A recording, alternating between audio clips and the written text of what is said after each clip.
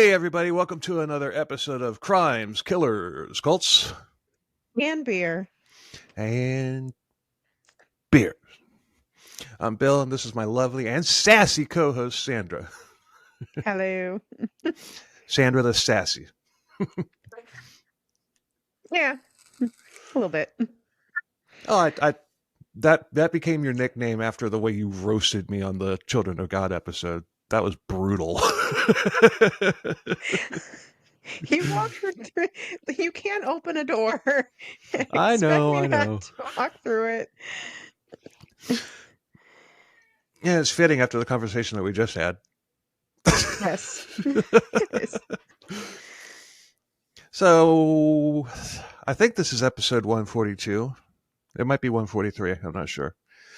But we're covering vicious serial killer named Scott Lee Kimball. He killed at least 4 people in Colorado and Utah over 2 years.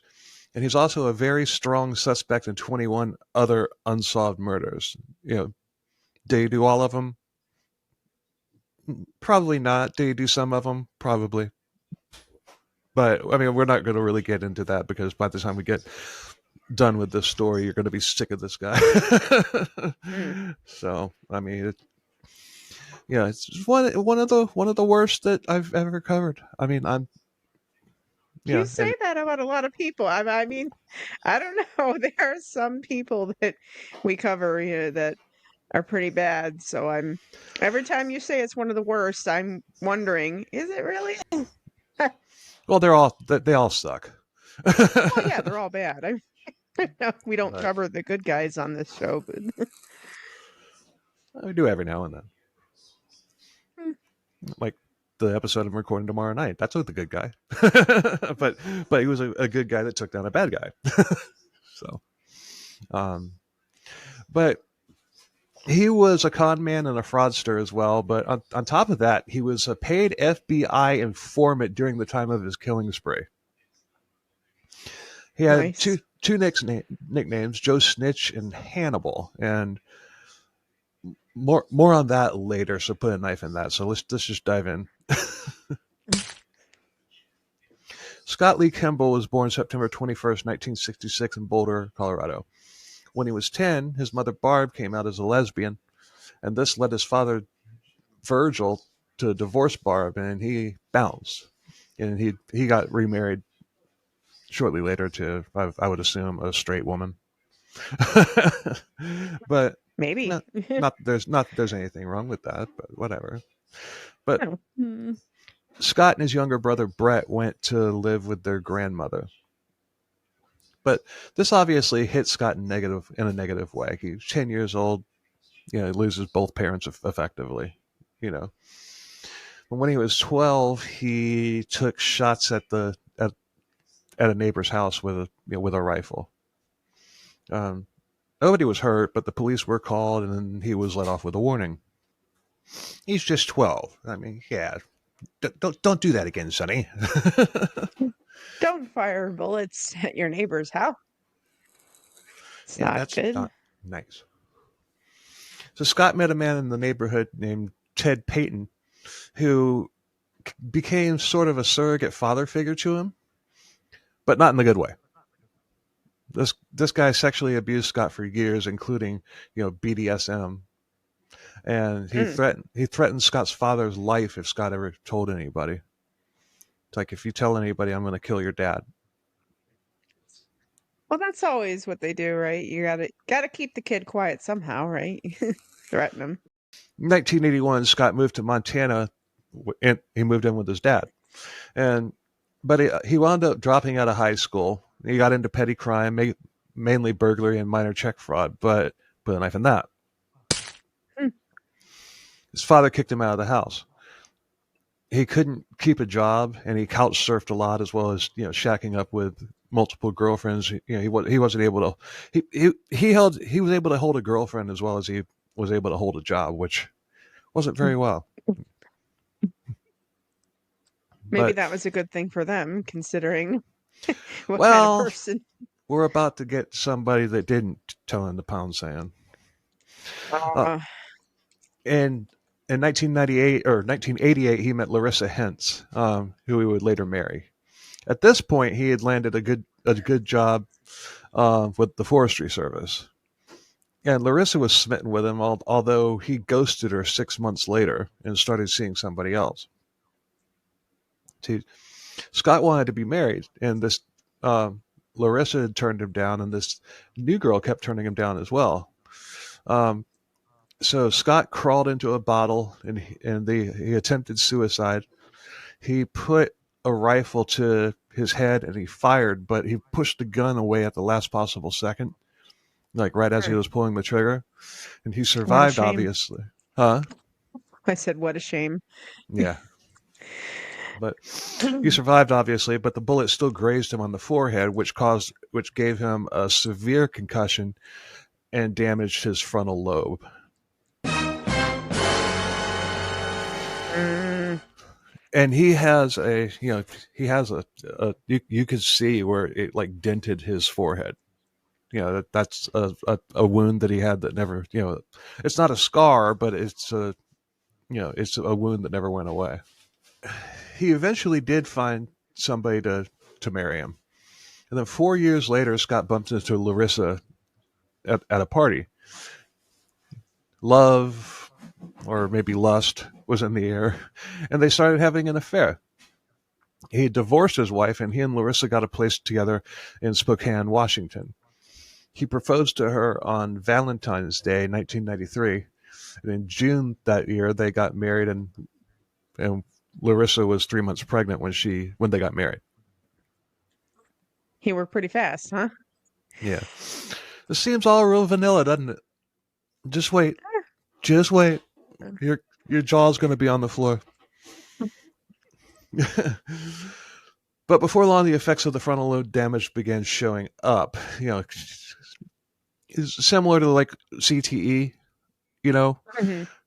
I mean, if a bullet hits you like that, and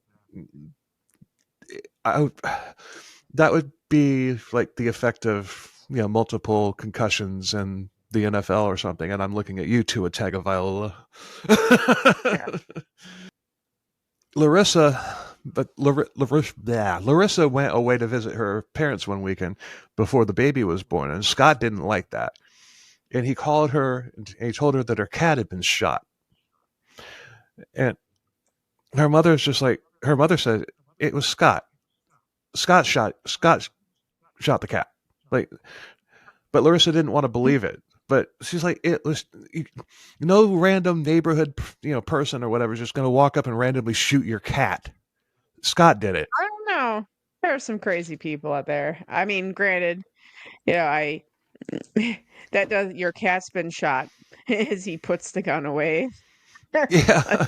But I mean, I don't know. There have been crazier things, people shooting cats because they're in their yard eating songbirds or something, and there's some, ornithologist or something. I mean. Yeah, but Scott did it. Scott did it because she and what he puts this poor woman through. Oh my God. In December of 1993, their son Justin was born. Scott was actually a good father. Justin was his little buddy, and he doted on him. And 2 years later, another boy, Cody, was born. And once again, great dad. I mean, everything seemed great. It was a perfect family of four. Scott had a good job, and they were comfortable and happy.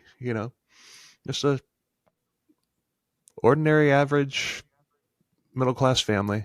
You know. But the fact that we're telling you this story on a true crime podcast should tell you that things would not stay that way. Well, that and my opening paragraph. Yeah, oh yeah.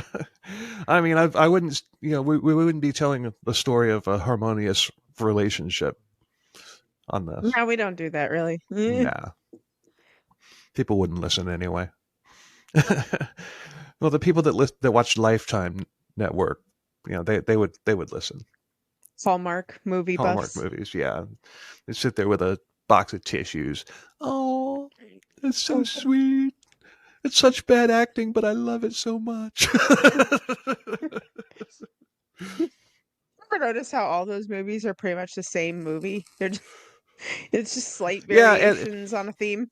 every now and then I'll watch one just for shits and giggles, and it's so funny that they make the man out to be, well, this guy. You know, but I mean, it's just the man in every single one of those movies is just a freaking over the top monster. You know, it's like, but this guy was the Hallmark movie in person. You know, I mean, he really was. But he didn't actually turn out to be a good guy, you know. It wasn't just him being a bad boy that she had to settle down, right? Yeah, um, but yeah, snowmobiles are obviously big in that reason. In 1996, Scott told people at their church that he could get them great deals on snowmobiles. He just needed a little money from whoever was interested. And quite a few people were interested in this too good to be true of an offer. um, they took him up on it. Snowmobile bonanza. Like what? Yeah, they fell off the back of a truck. Obviously, pissed off, most of these people sued Scott, so Scott bounced back to Montana. Scott got a great job there cutting down trees, and he convinced Brett, his younger brother, to move to Montana as well, and he could so that he could work, so they could work together. But Scott had his family back in Spokane, and he had promised Larissa that he'd come home every 10 days. He came home once, and then he never came back after that. He had found a girlfriend in Montana and shacked up with her. So, Larissa, of course, obviously, divorced Scott over this, and why wouldn't she? You know, Hmm. but that wounded Scott's ego. I mean, how dare she divorce him after he had cheated and shacked up with another woman? I mean, what's she thinking? That's not how we do things here. No. I mean, I'm, you know, She should just be accepting, yeah. understanding of the fact that he needed other women. He has needs. No, yeah, and just keep her every now and then whenever he wanted to. Yeah. But Scott made Larissa's life a living hell. Larissa had tried to move on, and she even met a new man, and they were happy, and he was good with the kids and everything. But one night, he was there spending the night, and Larissa, and the kids were all asleep. Scott kicked the door in, hauled ass upstairs, and knocked the boyfriend out before he had a chance to do anything, and then he hogtied him. He then dragged Larissa downstairs and raped her. And Larissa cooperated because she felt that at best case scenario, he would beat her if she refused him. At worst, he'd kill her, the boyfriend, and kill or take the kids. I mean, it's just crazy. But by the way, the source for this one is the documentary series Very Scary People. This is in season 6. It's called The Real Hannibal. But I gotta say, on this season, they have taken their information to the next level. I mean, it's like when I'm giving trade secrets here, but usually when I do an episode, with the documentary, I'll just go through the documentary and take what I need out of that, and then find other sources, to add to it. With this one, I went and looking for other sources to add more information, but I couldn't find any. Everything that I could find was covered. So it's just like, wow, good job, good job, Very Scary People. It's been like that, like all through this current season that they have. I'm impressed, but it makes my life easier too, so I don't have to. There's so much research. Took me long enough to get this episode finished.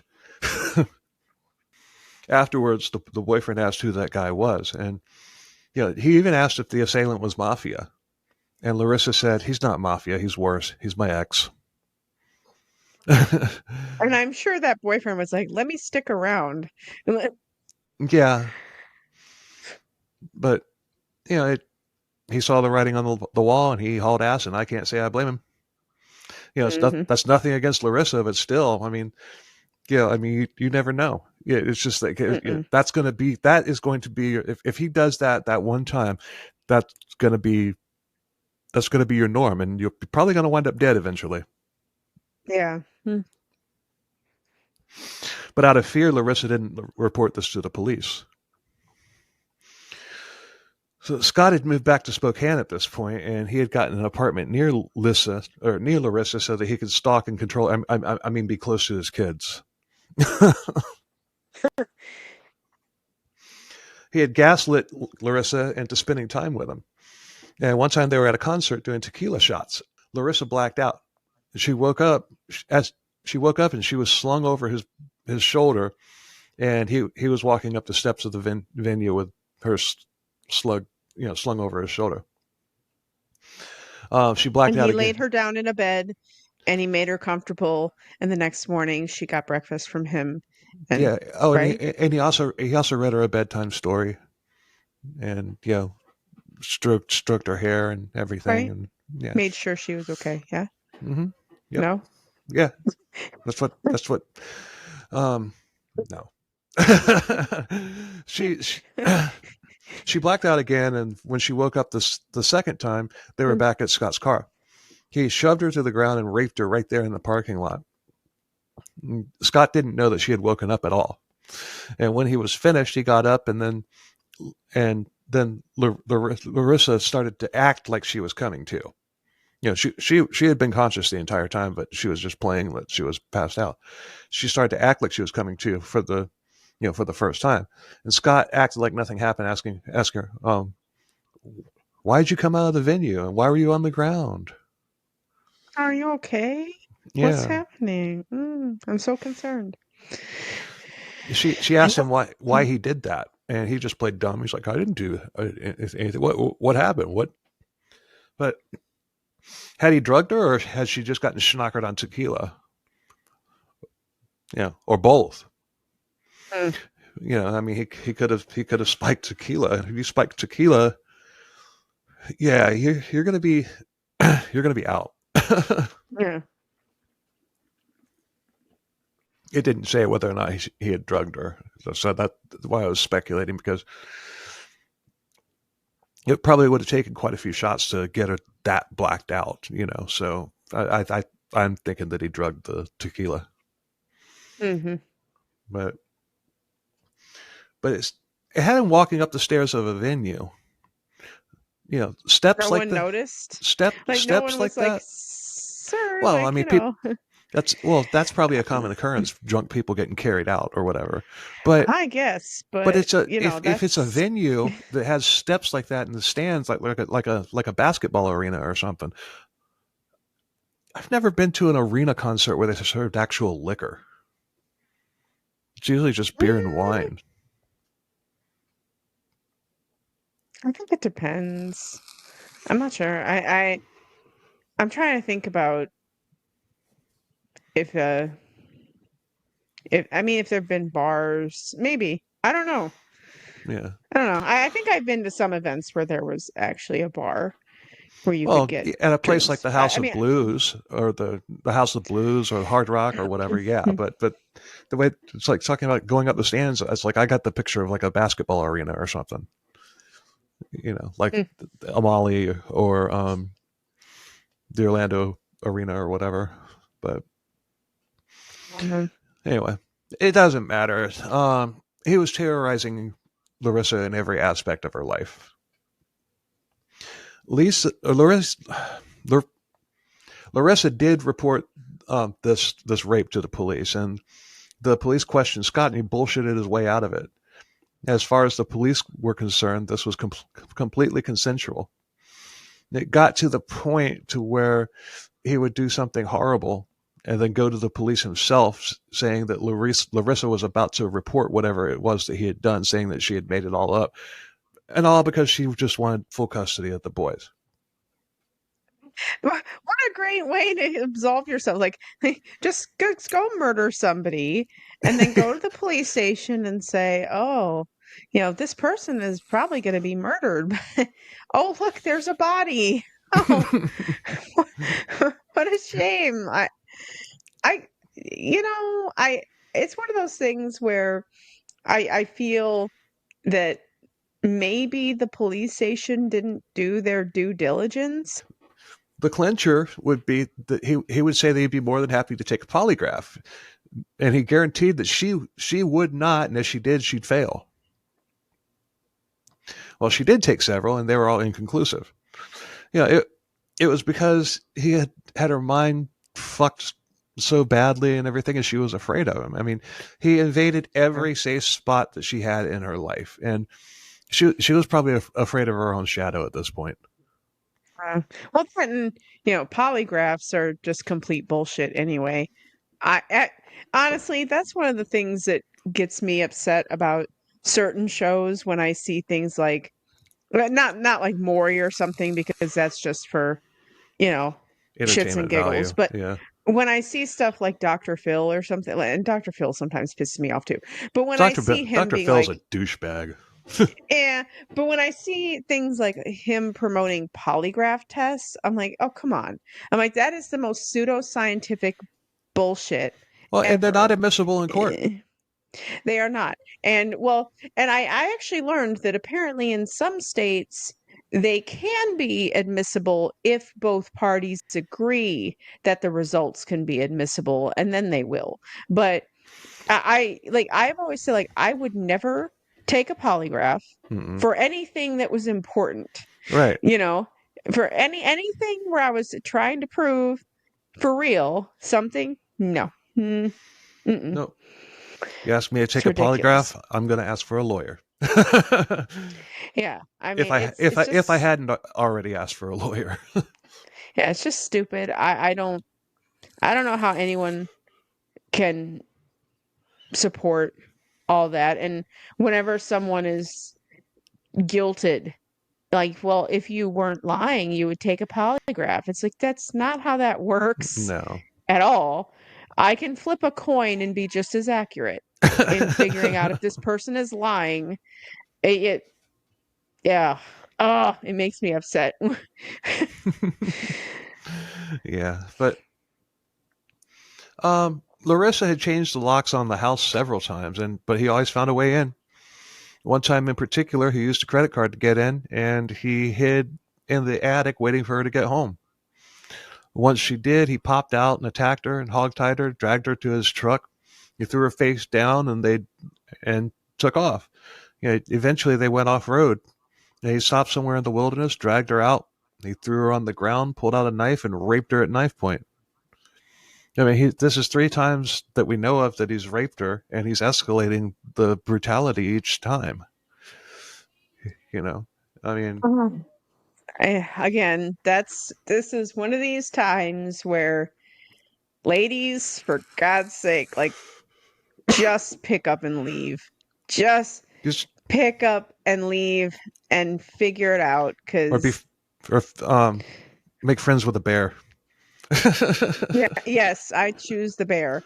I just go somewhere where they don't know where you are, Yeah, because it's just like in that case a couple weeks ago, and her name is escaping me, but I yeah, know, just but change your name, go somewhere else, because I that level of obsession and violence, that well, mm-mm. spoiler alert: Larissa, he does not kill Larissa. Larissa is still Oh, alive good. and well. Yes, so um, on the way Maybe to not mentally well, but right. after all that, Well, but in the documentary, physically. she seemed really well put together. I mean, she was focused. She was she wasn't shy at all. Mm, I was impressed. And it was the same thing with his next wife too. She's also still alive and was on there. They're both like really strong as a result of after going through what they went through. Although it's good at least. Larissa got it worse, but Mm, she was the mother of his kids. hmm. But on the way back to Spokane, Scott did not have her tied up, which was clearly another mind control move. He's just like, I'm not even going to tie you up now, because he figures he's broken her at this point. Hmm. Um, But it didn't go the way he planned. I mean, he pulled into a truck stop, and if it was a Petro, I've been there. That place is freaking huge. But that one in Spokane. But regardless, once Scott had gotten out, he told Larissa to stay put. And Larissa pulls a badass bitch move, and take a guess. Either steals the car or runs out into that petrol mart and gets away from him. Yeah, that would have worked too. If she had taken off into where the trucks are, you would never found her because it's so many trucks to hide behind. But she slid into the driver's seat, slammed the truck into drive, and hauled ass, leaving Scott there. Good. Way But to go, girl. That's yeah, what you do. Don't let them take you. That's one of those things, because once they get you in that car and take you somewhere, chances are you're not going to. I mean, I always say if someone got me in a car or something like that, I'm going to have my seatbelt on and I'm going to reach over and grab that wheel and crash that damn car. Because you know what? That chances are they're going to murder me. They're not yeah. going to let me go. So I may as well fight. And it may piss them off, but hey, maybe It they'll may even think, it may even kill you, but you've got more of a chance than you would have had otherwise. yeah, I mean, exactly. I may actually make it out alive if I fight. this is the second week in a row that this episode has come up. The William Reese episode, he had a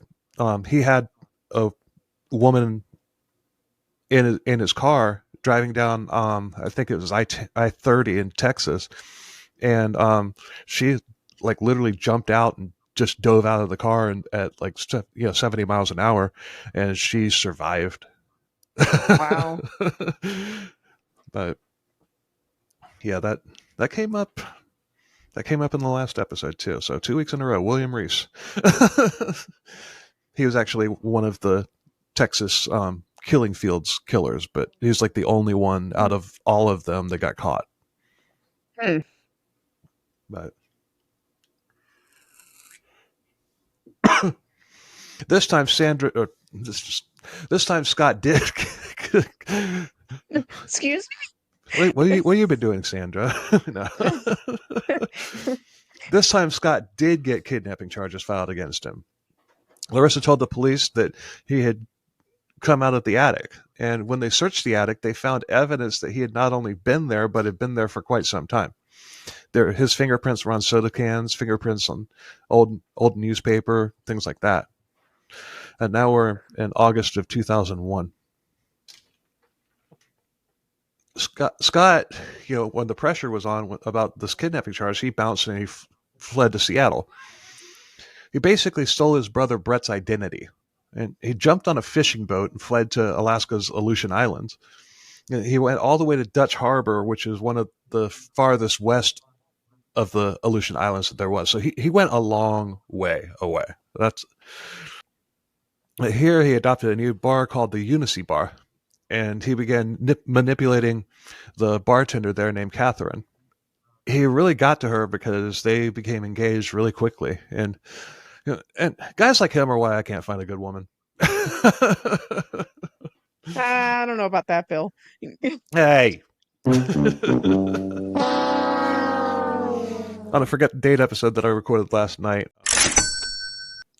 before my festivities began, I actually said, because I had two women on, and I said, am I actually hurting my dateability cred with this podcast? Because I have had so many bad dates over the course of my life. Funny. Could just be you. Probably Maybe. is.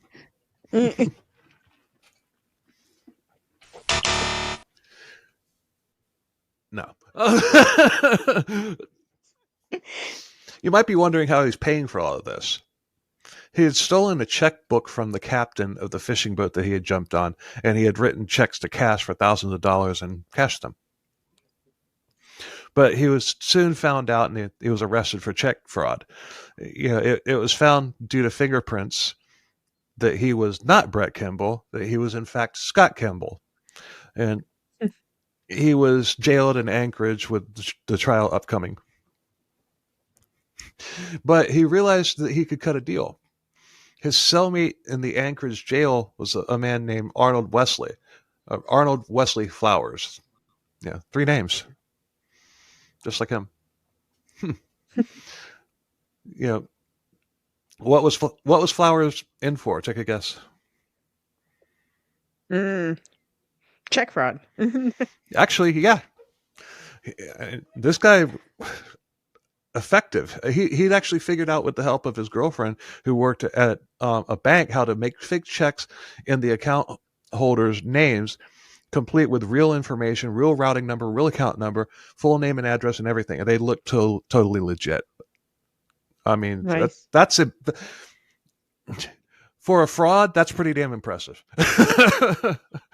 To have checks that actually looked, felt, you know, like real checks and everything. Yeah, because the checks have a certain type of paper that they're used that's feels different than like a standard piece of notebook. It's the same with like like dollar bills and stuff. It's a different type of material that they're made out of. So to be It's able to, funny because like now you can order checks online anymore. I mean, I would think if you get enough information about somebody, you could probably, if you worked at a bank, I would think you probably could. yeah, if she works at a bank, why not just generate checks for your target? That's probably what they Yeah. did. That's probably what they did. They probably just embellished it for the sake of the documentary Mm, to make it sound more, yeah, impressive. yeah. Hey, it worked. It worked until we worked it out just now.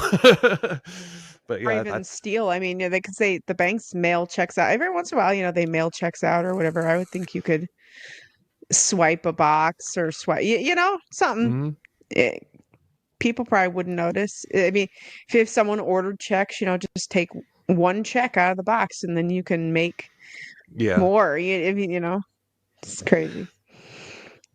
But Flowers had Don't do this, by the way, people. yeah. Don't, Don't do this. this bad. Check fraud is bad. Okay.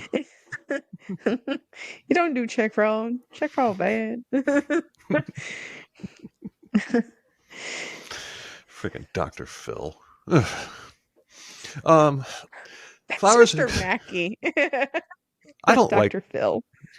Well, Mm.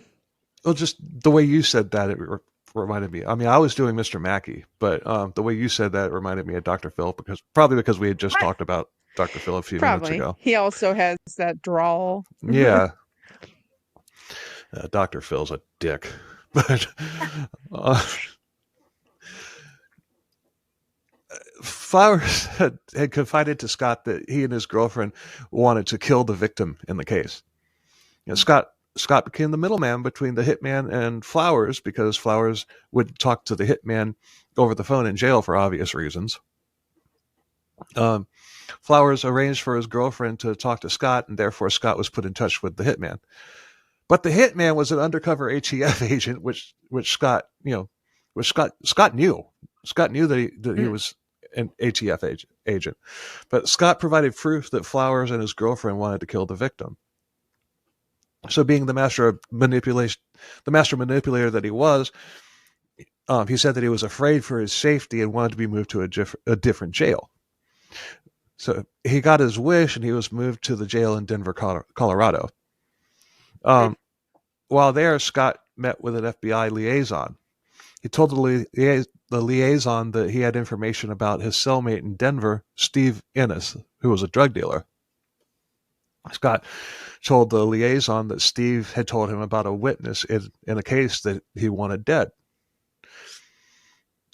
Scott convinced the liaison that he should let him out so that he could keep an eye on Steve's girlfriend, Jennifer Markham, the person who was in charge of facilitating the hit on the witness against Steve.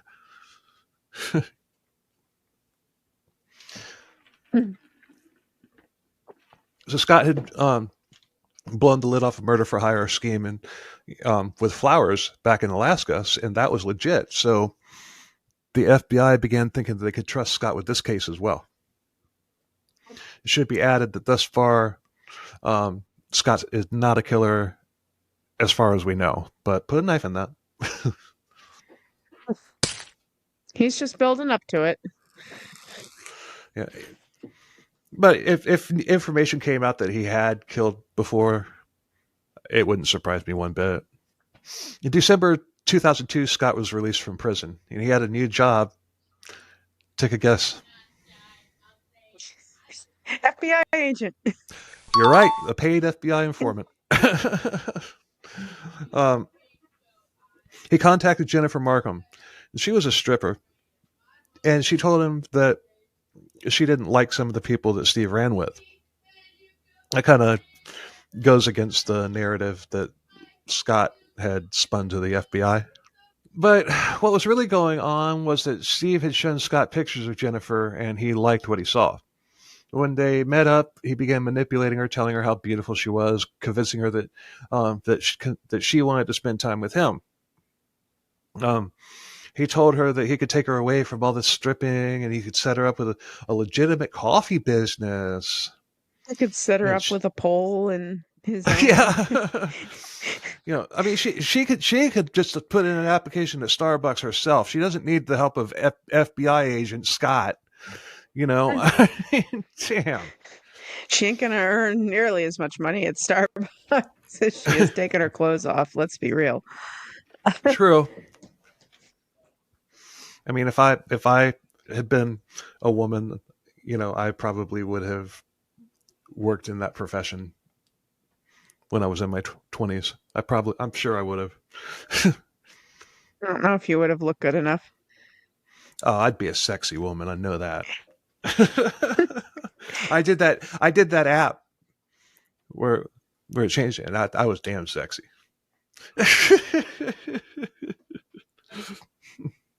It's questionable, but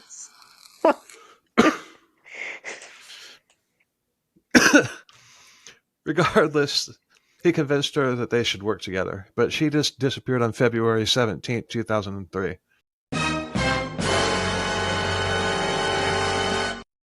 Later, investigation by the FBI showed that both Jennifer and Scott's phones had shut off at the exact same time on February 17th. Jennifer was never seen again, and the FBI for a long time believed that Scott was still keeping tabs on her. He had the FBI fooled. And he was checking in with them. He was giving fake stories, fake updates and such, and they bought it.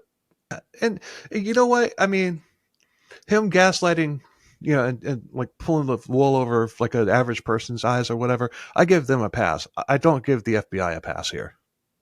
I should have known something was up. I mean, it already sounds crazy. Like when you say it like that, it's like that sounds a little sus. Yeah, I mean, Maybe this sounds like a like a movie. It really does. This is one of those stranger than fiction. You can't make this shit up type of things. a badly directed one. Oh yeah. But he also had his sights set on his next victim as well. An inmate there who he knew, named Steve Hawley, was in on a life sentence, and Scott apparently had a thing for Steve. He set his sights on Steve's girlfriend, and this was back in August of 2002. Scott had told Steve that he could help him escape from prison because reasons, I guess. I don't know. Why not? Break it out of prison. But Leanne Emery, Steve's girlfriend, had come to visit Steve, who introduced her to Scott. Scott was going to be released soon, to go keep tabs on Jennifer Markham. But Steve wanted him to network with Leanne and help with the escape plan. And Scott insisted that he use a nickname when referring to him. He was a huge Neil Diamond fan, so he insisted on the code name Caroline. No. No. He was not a Neil Diamond fan. But he wanted to be referred to as Hannibal. And he really was a fan of Silence of the Lambs. And I think Well, I'm sure Caroline. he was. It puts the lotion in the basket, or else it gets the hose again. But I think Caroline would have been a less conspicuous name, though. Maybe. But in all seriousness, Hannibal Lecter was a mirror image of Scott Kimball. I mean, they both outsmarted authorities and got away with it for a long time. Not to mention, um, Hannibal Lecter was also an FBI informant at one time. So, I mean, But he did his true, homework. but Hannibal was also a very intelligent, you know, therapist. Well, psychiatrist, Dr. Lecter, Yeah. So Steve introduced her to Scott as Hannibal, and there's nothing to say um, whether or not she thought that suspected that Hannibal was an alias. I mean, I'm guessing that she probably knew it was a code name or It's a whatever. normal name, you know, Hannibal. Normal names like Hannibal, Hitler, you Yeah. know, I mean, I can honestly say I've Dahmer. never known anybody with the name Hannibal before in real life. No, no. So Scott got released to tail Jennifer, and on his way out, he ratted out Steve Hawley, saying that he was planning to escape. Steve Hawley was grabbed and thrown into solitary confinement. Um, so with Steve out of the picture, Scott was honing in on Leanne, developing a relationship with her. And he took her to several different states as part of the plan to get Steve out of prison somehow. But she even bought Scott a gun in Washington. So she was all in on Scott's story. Hmm. They then came back to Denver, and he told her parents that she was spelunking in New Mexico during the time when she was being hunted by her traveling companion. I digress. I do love the word spelunking. I don't know why. Just a I think fun word. that's probably the first time that word has ever been said on CKCB. Probably. And it wasn't even true. They didn't go spelunking. Leanne was eating out of Scott's hand. He even sent an email to, or she even sent an email to a cousin of hers saying how this guy Hannibal was helping her and how he was a blessing and how lucky that she was that such a great man had showed up to help her and Steve. And the cousin was like, "Girl, he gonna eat you. Yeah, Run right. away." And there was a line in the email where she said that if Hannibal knew that she was emailing the cousin, he'd kill her.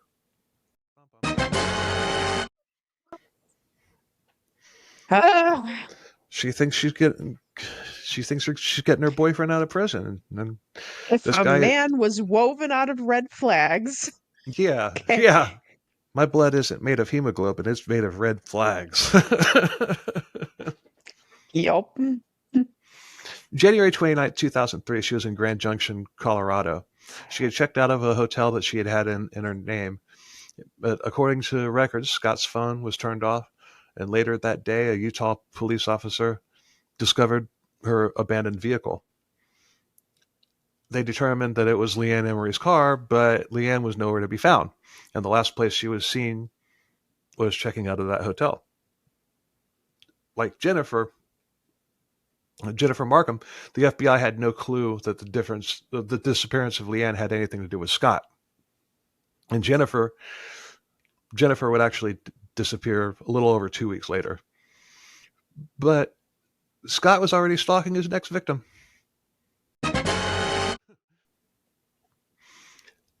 This victim would survive. But before we get into that, I want to focus on the timelines for a minute. January 29th, 2003, Leanne disappeared. February 17th, 2003, Jennifer disappeared. So when Scott met his latest victim, he had just killed Leanne. He met Lori McLeod in early February 2003. So Jennifer was still alive at this point. I just wanted to clarify. So he was busy during that time. Scott had met Lori at a casino in Black Hawk, Colorado. She was at a poker table, and he shimmied up next to her, and they started talking. He started telling her about himself. He had 2 sons. He was an FBI agent, blah, blah, blah. Like we said on the podcast several times, if somebody tells you they work for the FBI or the CIA, they don't. He did though. Sort of. He was an informant. Sort of. That He was an doesn't make him informant. that doesn't make him an agent. But No, no, doesn't make him an agent, but he was sort of telling the truth, right? Kinda. Sort kind of. of, A little it's bit. kind of a gray area, But if an FBI is legit meeting somebody that they're interested in on a personal level, they'll tell you that they're in law enforcement. Yeah, if it gets serious, then later on they'll tell you that it's the FBI, and a CIA agent might tell you that they're a magazine salesman or something like that. But whoever the FBI, an FBI agent isn't just going to volunteer that information to somebody they just met. No. Like that scene in one of the Matt Damon movies where he's a secret agent. Oh, Born. Yeah, the Bourne movies. In that first one, he's calling up his wife, and dude says, "Tell her you're working with the CIA," and he's like, "I'm working for the CIA," and then she starts screaming at him and hangs up on him. That was funny, but that's probably pretty legit, though. Probably pretty legit what would happen, if My favorite is True Lies. He's not like an FBI, but working kind yeah. of, uh, that one really is one of my favorite kind of classic movies with Arnold Schwarzenegger. Don't think I've Hmm. seen that one. Oh my God. And Jamie Lee Curtis. So I, good. it's one of those, whatever, when it was out in the theater back then, I wanted to go see it, but for whatever reason I didn't, and I never rented it on video, and I'm gonna have to watch that soon. It's a You movie that you do. it's a movie that I You, wanted to see, but I didn't, I just haven't for whatever reason. it's honestly a great movie. It really is. It's funny too. I mean, it's filled with action. It's a good Schwarzenegger movie, but Jamie Lee Curtis is also very good in it. Oh, But Jamie Lee I'd Curtis recommend is it. good on everything that she's done. Oh yeah, Even but that even that last she's Halloween movie, she was good. true. I mean, and a lot of people thought that movie sucked. I liked it. I thought it was a really It's all good way right. to wrap up the series, honestly. It's okay. Yeah. Yeah, I didn't dislike it. I mean, I I mean, don't think it was the best, the but the way, it wasn't the best, but it definitely wasn't the worst either. no. But the way that they offed him, I'm not going to spoil it for anybody if you haven't seen it, but the way they offed him, there's no coming back from that. uh-uh. Unless you're the T-1000 Terminator. True. But Michael Myers was not the T-1000 Terminator. T-800 maybe, but not T-1000. He was not, in fact, a Terminator. Right. Scott was on the FBI payroll as an informant, like we said, but that's not what he told her. He was an agent who apparently didn't carry a badge. But Why would you? Lori believed him, though. But one thing that Scott was a master at finding out what his prey needs and developing a way to convince them that they need him. It's a common tactic for predators. Prey needs something in their lives, and the predator is able to portray himself as the answer to the prey's prayers. I can't believe I got through that without. That was a lot of peas. Praise prayers. Peter Piper picked pack of pickled peppers. Oh, then I'll get tongue tied on something like I like turtles. I like turtles. Kind of dresses a zombie for that though. So Lori gave Scott her number, and they talked on the phone. They set up a date on February 14th, which is what? Valentine's Day. Also the day that he proposed to his other wife, right? And Yep. But it's also 3 days before Jennifer Markham disappeared. mm, When she handed Scott her number, she said, "You're not a convicted felon, are you?" And he just laughed and said, "No, I told you, I'm of course FBI, not. silly."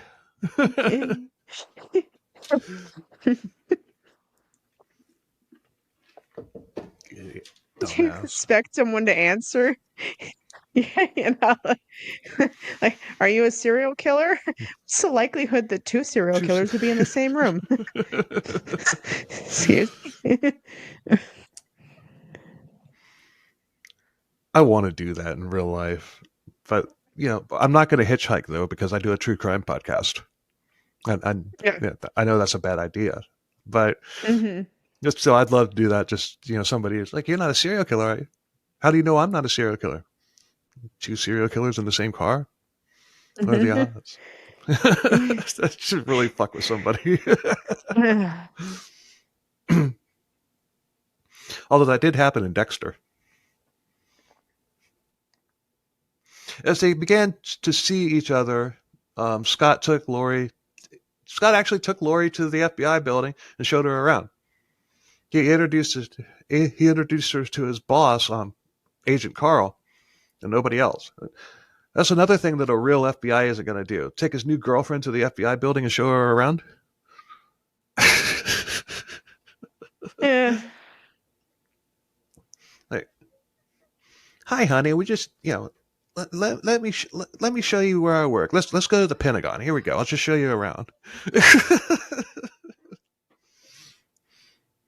There's the and, alien exhibit here. and I was standing right here when the plane hit. If I had been standing any closer, I would have gotten hit too. But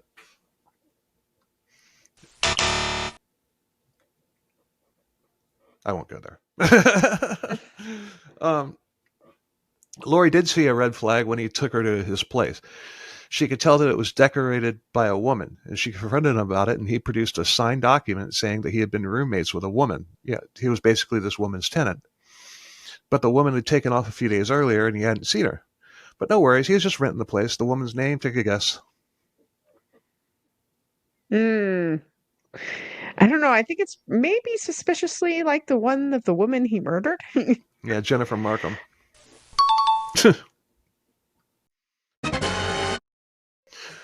Scott and Lori moved in together, and Lori introduced him to Casey, her 19-year-old daughter. And Casey had a rough go in life and everything. Lori and her father were divorced, and she had started messing around with drugs. But Agent Carl, Scott's handler, showed up. He's wanting updates on Jennifer Markham. And Scott told Carl that she had taken off to New York City in the middle of February 2003. She was going to do something shady for her boyfriend, Steve Ennis. You remember him? Mm. Her car was located in an impound lot and had been left at the Denver airport and had been there for over a month. But that's why Agent Carl was asking questions. I mean, where the hell was she? He hadn't.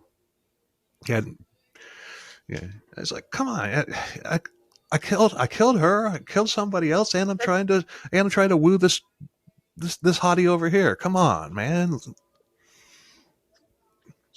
You're breaking my balls, man. You're breaking my balls, man. I mean, if Agent Carl, he told her that she'd gone to New York City. If I'm Agent Carl, I'm like, okay, you're supposed to be tailing her. Why aren't you in New York City? Yeah. But Because he's there trying to woo this other bitch. What do you mean? yeah, priorities, man.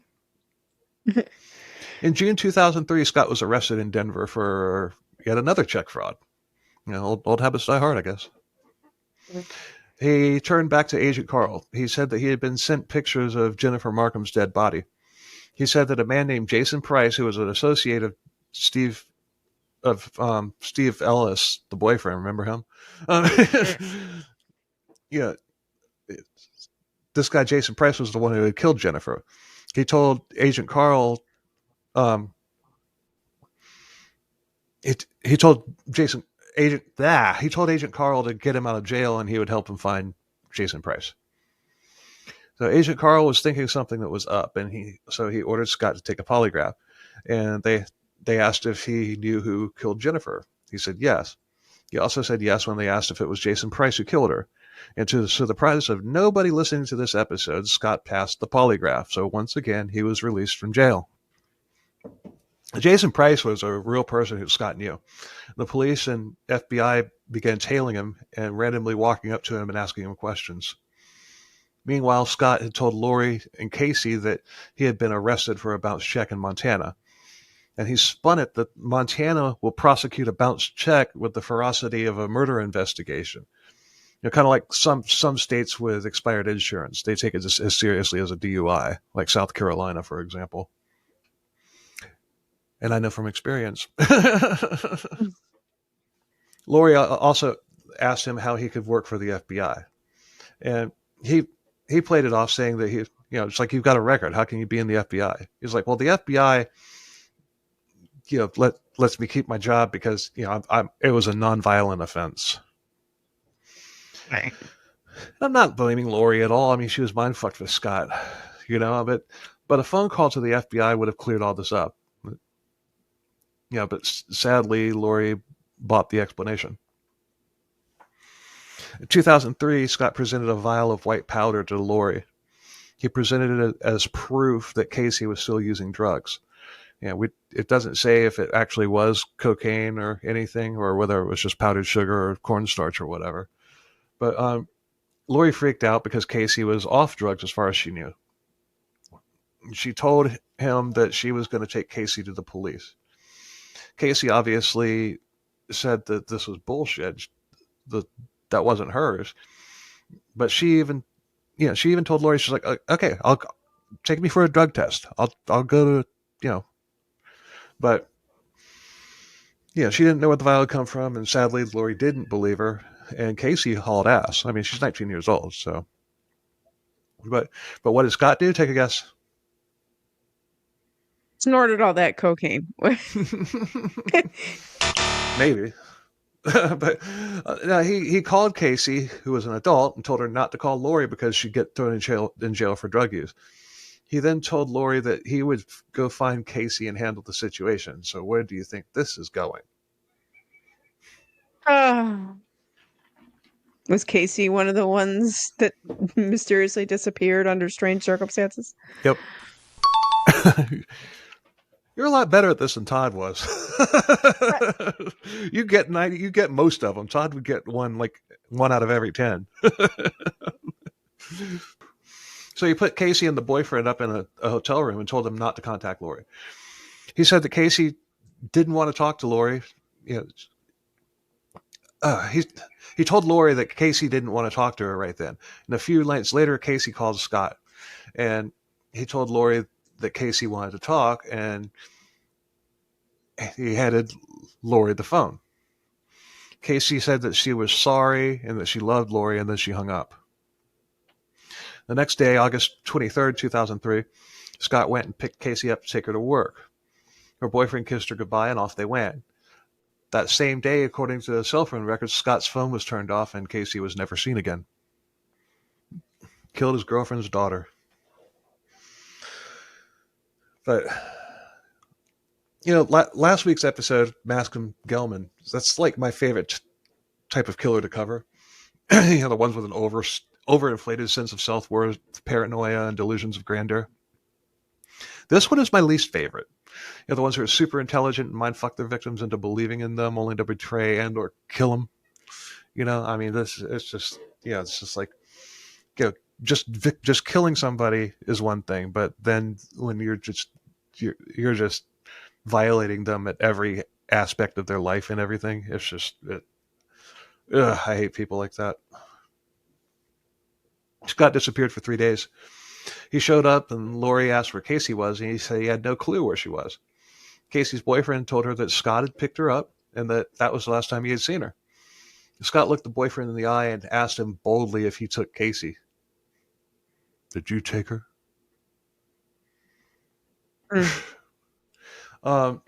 He said no, and of course he did, because he didn't. Scott then told Lori that he would use all of his resources at the FBI to find Casey. His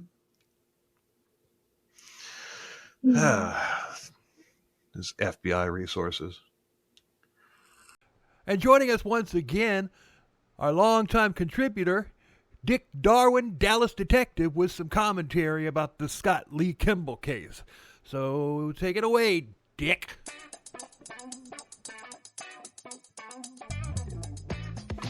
Hello, everybody. Dick Darwin here, Dallas Detective. It's been a while since you've had me on your show, Bill. I'm starting to think you don't like me anymore. But I do have a lot to say about the Denver and Spokane police departments and the FBI. First off, when Larissa would report Scott Kimball for all the horrific things that he was doing to her, you gotta admit, they did seem a little far-fetched. I mean, for him to be doing all these things, he'd have to be as bad as Coral Eugene Watt, who had 12 confirmed kills but was suspected of 100. I mean, plus it didn't hurt the fact that, he's volunteering to take a lie detector test. I mean, who does that? But all Scott Kimball had on his record was a couple bad checks, which led to him becoming an FBI informant because he got somebody busted on the inside. This is a program the FBI uses that is very similar to the Pinky Promise Release program, which, as we all know, is a sacred trust. And that son of a gun went and betrayed it. The FBI ignored my application for many years, and you can see in their failures that they definitely could have used my expertise. One thing they did take from the Dallas PD playbook was taking Kimball around to find the victims. We took a serial killer named Henry around to all of his burial spots, and while he couldn't remember, we firmly believe that Henry was one of the worst killers in the history of the world. Not like that fool Coral Watts, who is suspected of 100, or that false confessor Scott Kimball. Everybody wants to be like Texas, but nobody has the police force to handle the worst bad guys, so they wind up getting duped by dumbasses like Scott Kimball. Dick Darwin, Dallas Detective, signing off. Thanks again for having me on your show, and don't be a stranger. Thanks, Dick.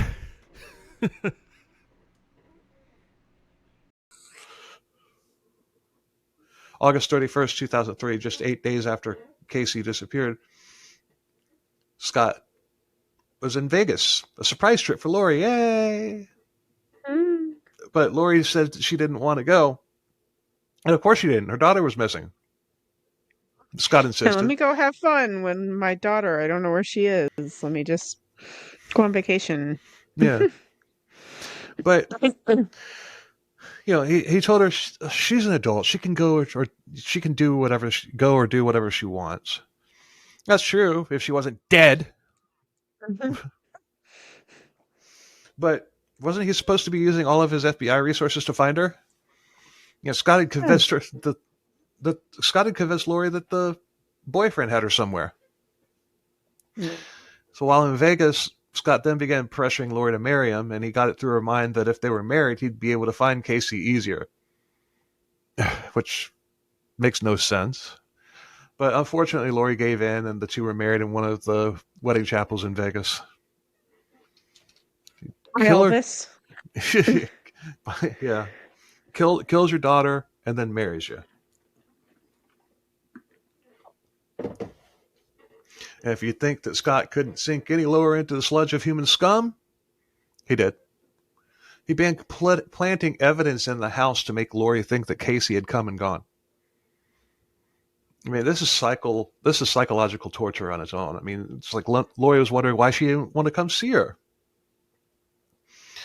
If there was a way to make Hannibal Lecter real and have him prepare Scott's liver with some fava beans and a nice Chianti, I'd be okay with that. Would you? Yeah. Yeah, he's pretty. I mean, and I guess that's one of those things where it's all just deception and deflection. Just keep the attention off him. Make it seem like she's not dead. Just.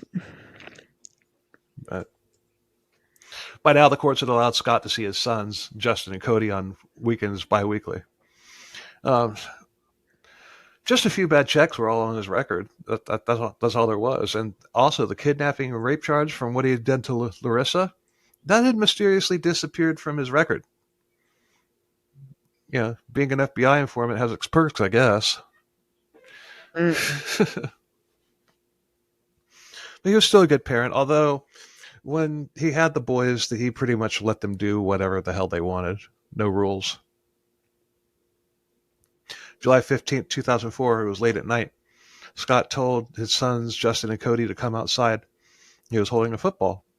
A little late for catch, but for one thing, you have to be able to see the ball when you're playing football. That's why they have lights in stadiums for night games. I don't know. The Dolphins play like they can't see the ball, right? Yes.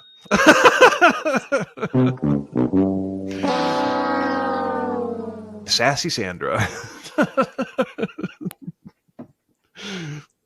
He led Justin over by a truck, and there was a heavy metal grate leaning up against the truck.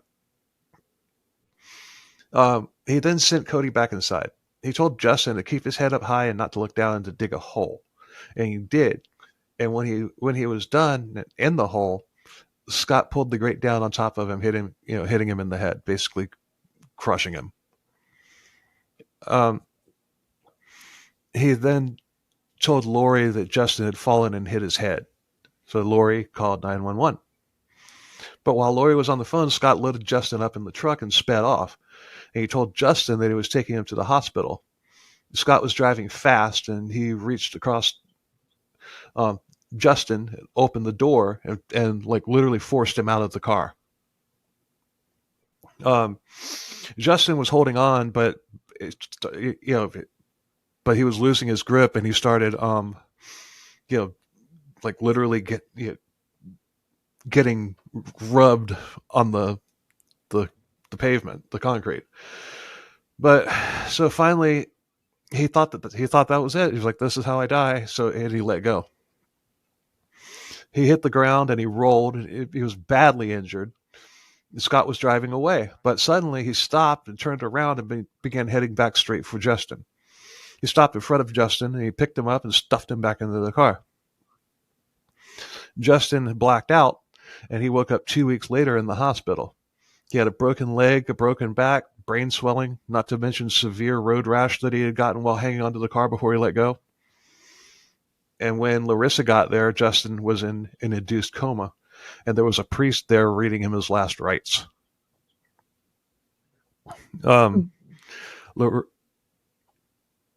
Larissa kicked the priest out, telling the priest that her son was not going to die. And Lori was there too. And she overheard Scott saying that that Justin had rolled down the window to puke, but the door popped open and he fell out. Scott then gathered Lori and Larissa together and suggested that they all pray together.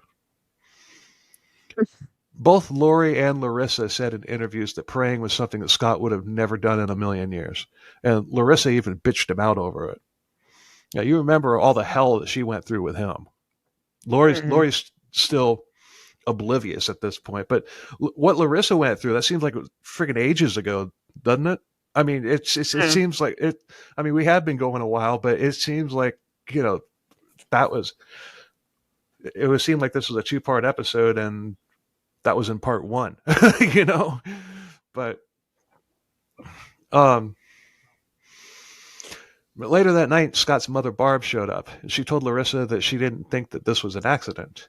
She told Larissa that a few weeks prior, Scott had asked her who the beneficiary was on Justin's life insurance policy.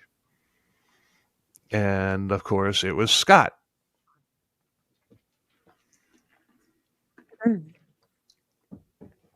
When Justin woke up, get ready to see red. When Justin woke up, he asked Larissa, "Mom, why did Dad do this to me?" Larissa, he was just 10 years old, But Larissa called the police and told them that they needed to get there and talk to Justin.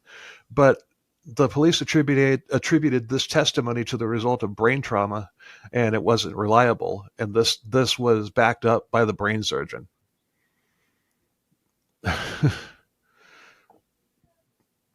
Still, Scott was given a polygraph over this, and to the surprise of no one, he passed. By the summer of 2005, the case had been closed, and Scott still had joint custody of the boys. Larissa was terrified that Scott would finish the job at some point. But Justin said in the interview that he figured Scott wouldn't finish the job because at this point there'd be too many eyes on him, and if he had turned up dead, it would be too much of a coincidence. And he's got a point, you know? Yeah, but I mean, that's still got to be terrifying to Yeah, definitely. But Justin's saying this as an adult. You know, the interview happened recently, so I mean, he's an adult now, so he probably wasn't thinking that at the time. It was probably retrospect. July 16th, 2004, Scott's uncle Terry came to help out with the family while Justin was recuperating at home. He had brought a briefcase with $15,000 cash in it. He'd also brought a camper trailer for him to stay in. He also had brought his 2 doggos who were both good boys.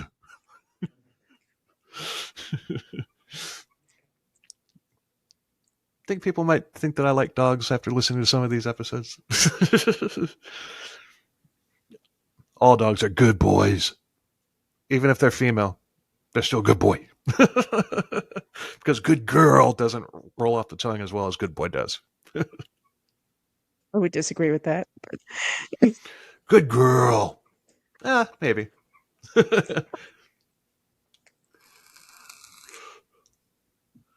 Later, Terry disappeared. Of course he did.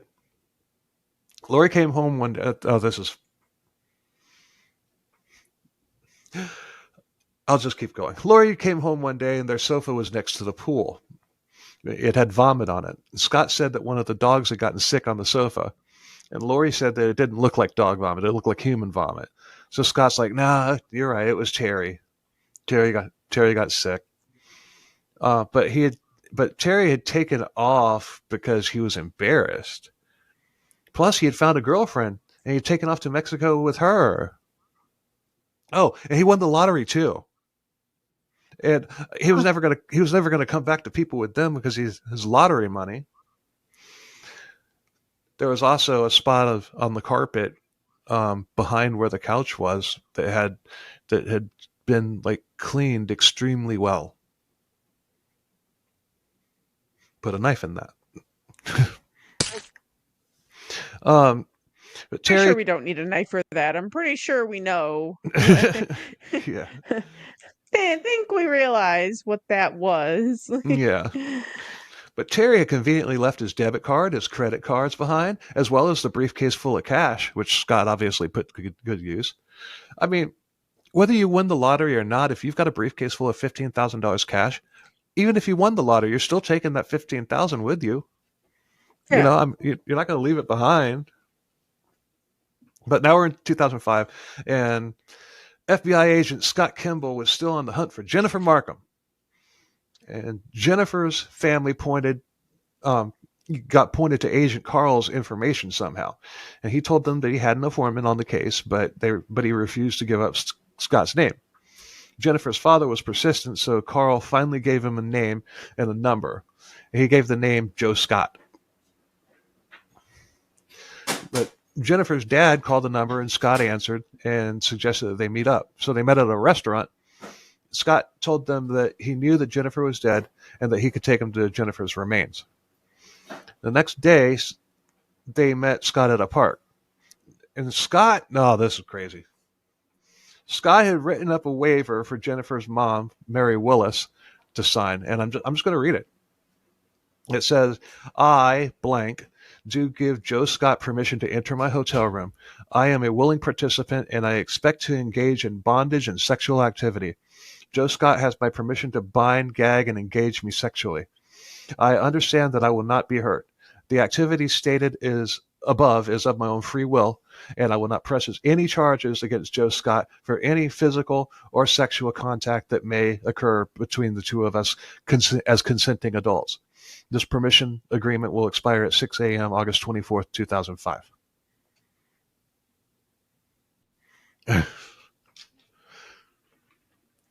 Now, why do you think... I got nothing.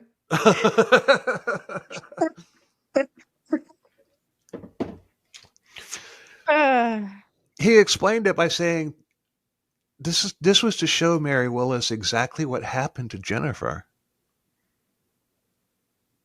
Please tell me she didn't sign that. She didn't sign it. It had an actual picture of the actual document, and the line was blank. She didn't fill it out or anything. Good. But she showed she was considering it because she obviously wanted to know what happened to her daughter. But she showed it to Jennifer's dad, Bob Markham.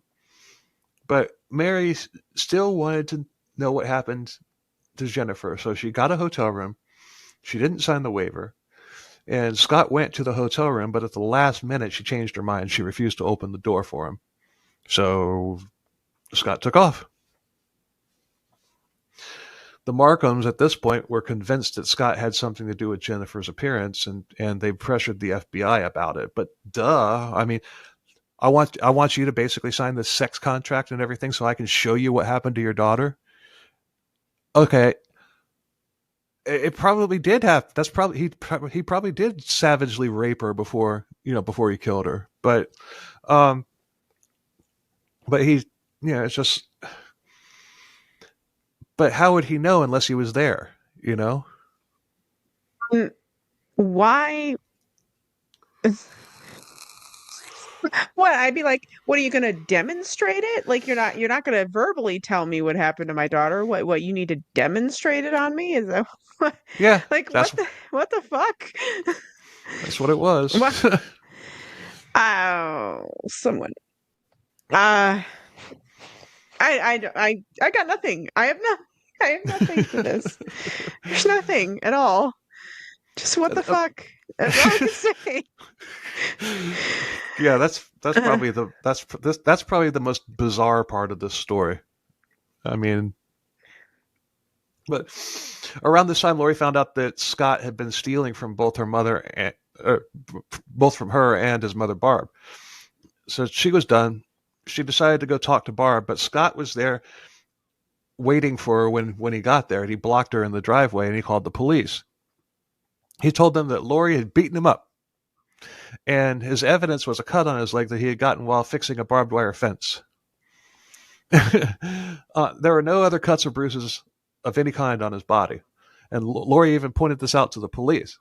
And Scott said that Lori had thrown a vacuum cleaner at him, and just like that, Lori was arrested.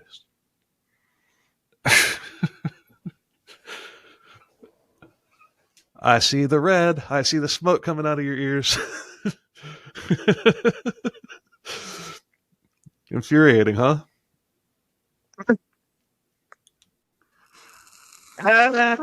Okay. Okay.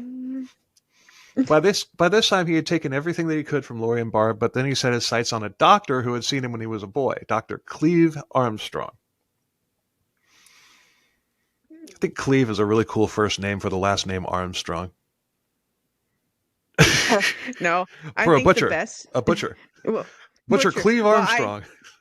I'll tell you what, the best name that I've ever seen, and I swear to God, and that this is a real name, and I think they're still in practice. In Citrus County, there was a doctor of like proctology and gastroenterology and stuff. Guy's name is Ainhill K. Ram. I am not joking. This exists. In Clewiston, over by Lake Okeechobee, there is a tax firm called Pedo Tax. I think it's like two partners. One's last name starts with P-E and the other one starts with D-O. And they didn't want to call it Dopey. And they didn't I think don't it. think I don't think that's better. Yeah, they didn't think it through. It's right there. Yes, I've been having a lot of problems with my ass recently. Oh yeah. What doctor do you see? Anal cram.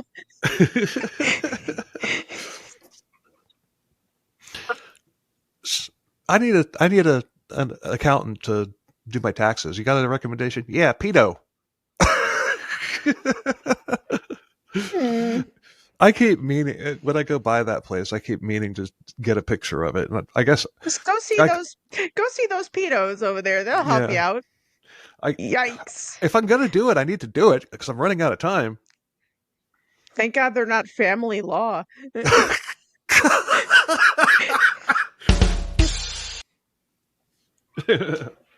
Right? Oh, man. But anyway, he broke into Dr. Armstrong's office and he stole his checkbook. He set up a fraudulent bank account and began depositing checks made out to this fake name and was even able to successfully forge the doctor's signature. The bank let the doctor know that rather large amounts of money was being taken out of his account, totaling $55,000. This case wound up with Detective Gary Thatcher. He began looking into Scott Kimball, and it didn't take them long to figure out who the culprit was.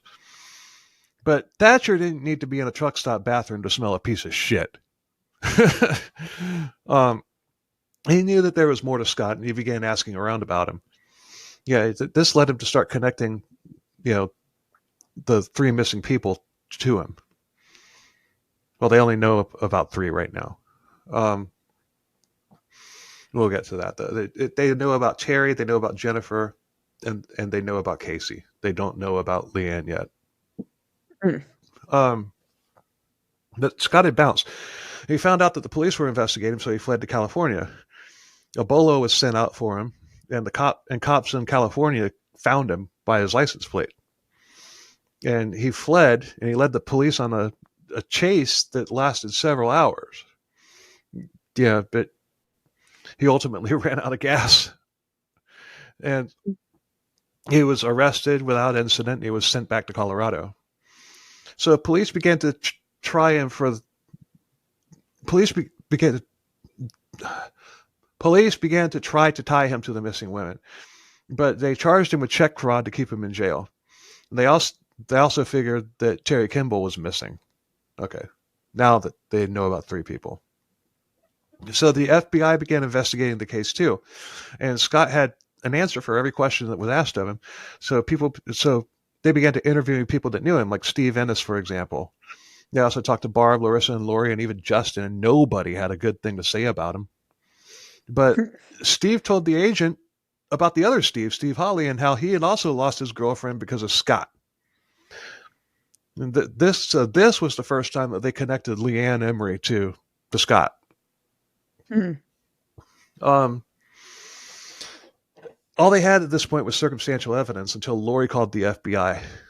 The day Casey went missing, he had turned his phone off, and she had kept it along with other things of Scott's because she knew that eventually he would get busted. The FBI, and I'm assuming that at this point she and Larissa have compared notes. Mm-hmm. So the FBI agents went through the box of stuff. There were receipts from Walden, Colorado, from the day that Casey had disappeared, and that's a forest area, and that's like right there on the Utah and Colorado border. They called the forestry department there, and they asked if they had recovered a body from around that time, and they had a woman. So they took Lori's DNA, but they also had Casey's DNA. That's even better, because Lori still had all of Casey's baby teeth. So DNA was taken from the body that they had found, and of course, it was a match. It was Casey. I'm sure they probably could have matched her to her mother too, Well, yeah, but when they asked her for her DNA, she's like, I'll give you my DNA, but I can do one better than that. How about her DNA? I've got her baby teeth. So, yes.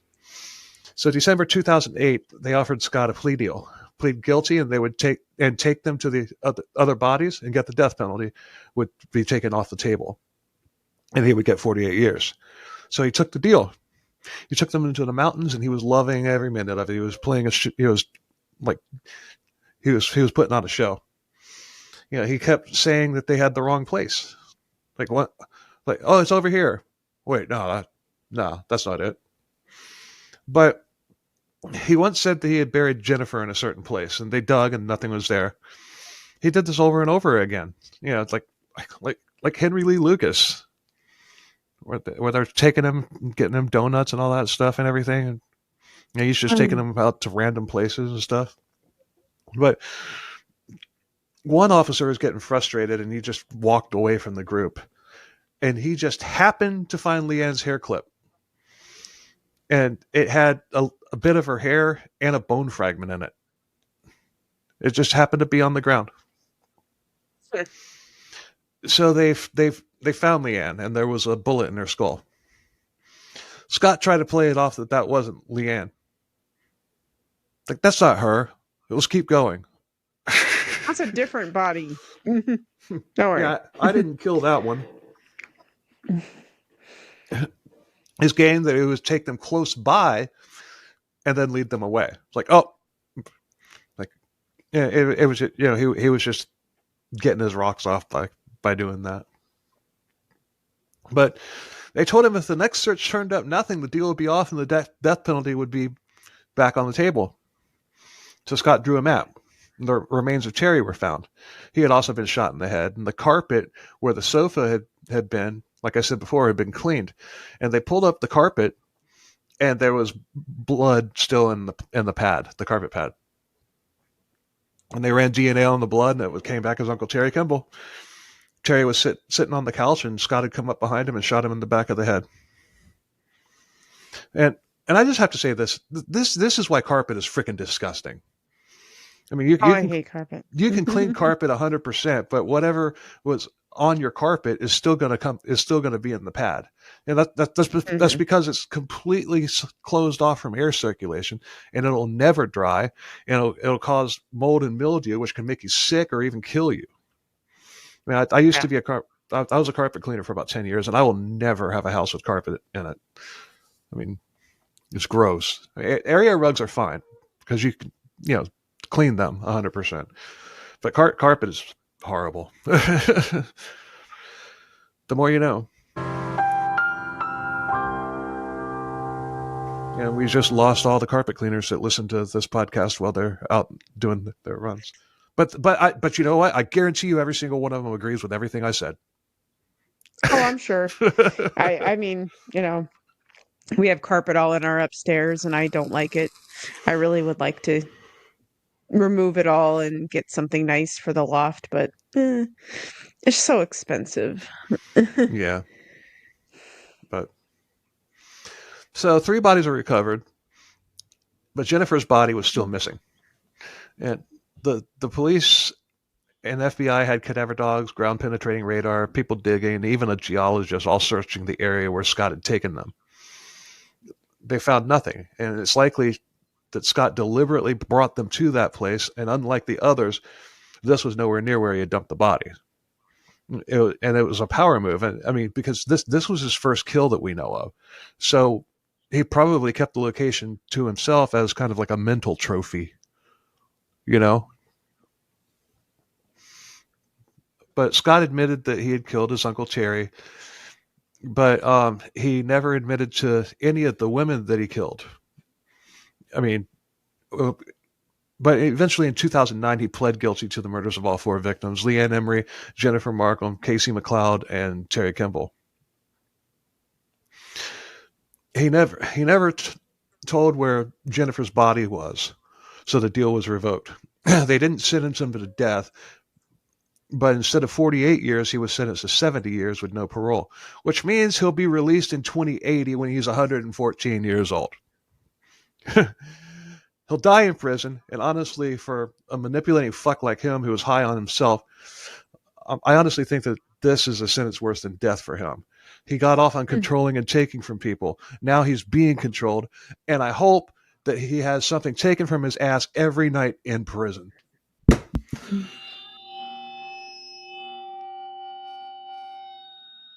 Yeah, that's it. That's the story. Final thoughts? I one of the more manipulative people I think we've covered. I'm just glad that he's rotting away in a little tiny room where he'll never see the outside ever again. Yep. It's fitting. Yeah.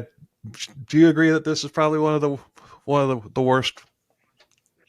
Just It's because, bad. It's pretty bad. yeah, like I Yeah. said, the guy from the Maxim Gelman episode or whatever, that guy was just loaded up on PCP and crack, and paranoid and all that stuff. But I don't know. I mean, he's a horrible person, obviously, but I think of him as a slightly higher bracket than people like Scott Kimball. Because he just went around killing people, whatever, on a spree. He wasn't trying to hide it or anything like that. This guy's not only killing people, he's like destroying people mentally and everything. And that's just an extra level.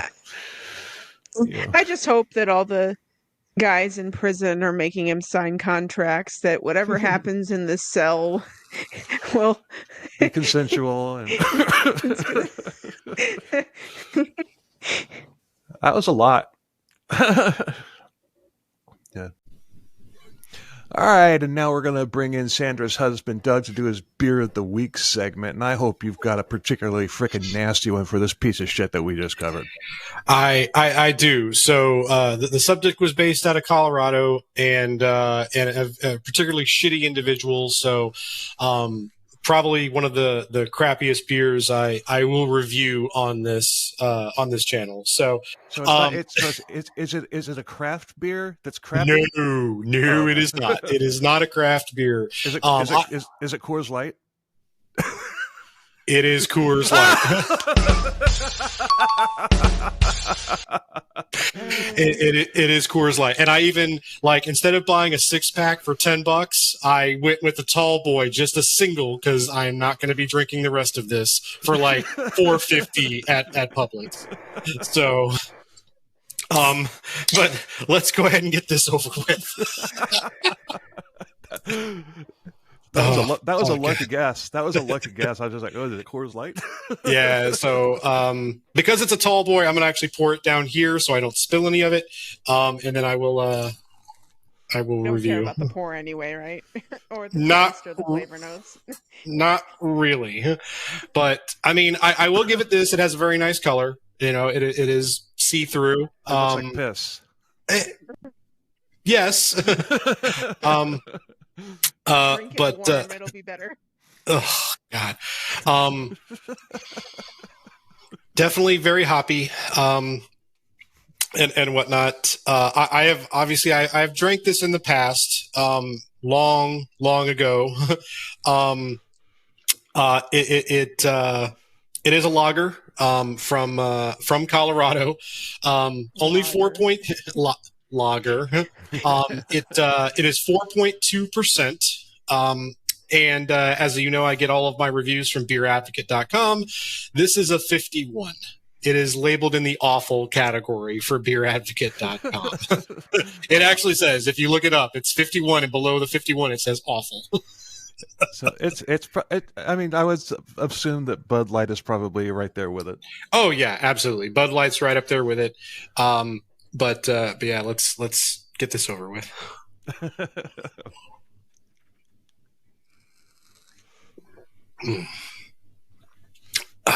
Those hops, man. So, yeah. So it's hoppy. It's a beer. There's not much more to say about this thing. So it's Coors Light. I'm pretty sure anyone watching if they're interested in beer, has had this at least once. They know what it is. By the way, if Coors Light wants to sponsor the show, all three of us love Coors Light. Ooh, yeah, this stuff is great. It's great. They use Bavarian barley in making this. And now here's the thing. So Coors was recently relocated. It was in Colorado. I'm not sure where it is now, but back in 2019, 2020, they did some downsizings and such. And I think they closed up the plant in Colorado. So I do not believe it actually is in Colorado anymore, but it used to be.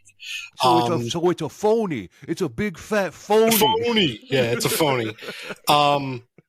But I think what kills me with this is the amount of corn syrup they use in making this to give it that color, right? The color really, I think, comes from the corn syrup, and like it's just adding corn syrup to beer, just. Ugh.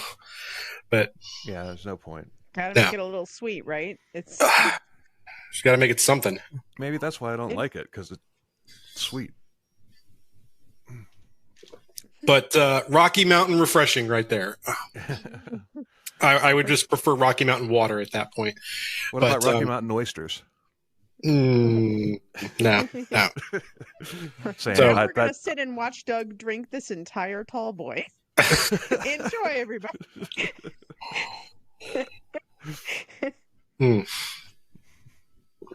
But yeah, that's about all I'm going to have of that.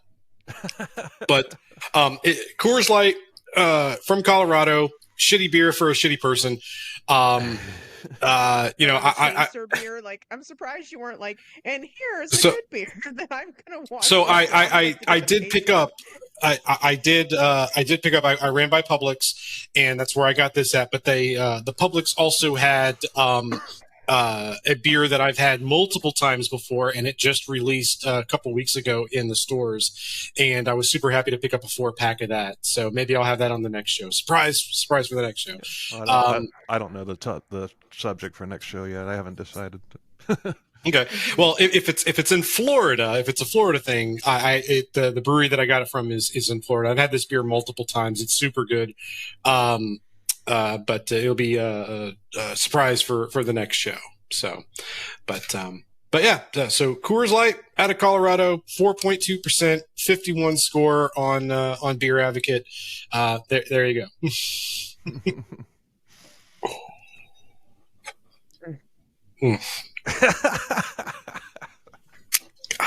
Stop drinking it, Doug. Like, seriously. Sorry, there's a beer in front of me. It's a shitty beer, but it's still beer. Still beer.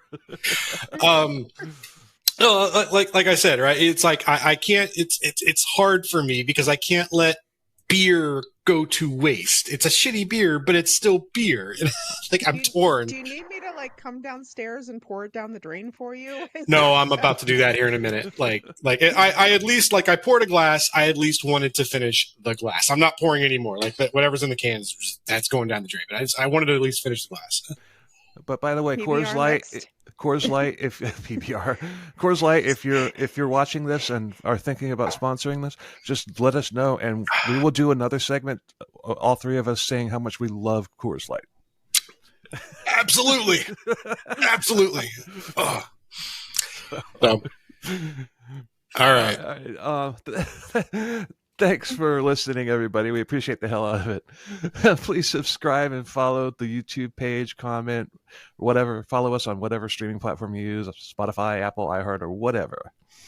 And 5-star ratings are awesome. They really helps. But the best thing is word of mouth. And by the way, check out my other show, Forget the Date, as well. It's on Spotify, Apple, iHeart, and Amazon and Audible at the moment. So if you like us, tell a friend. If you hate us, tell an enemy. And until next week, later. Cheers. Bye.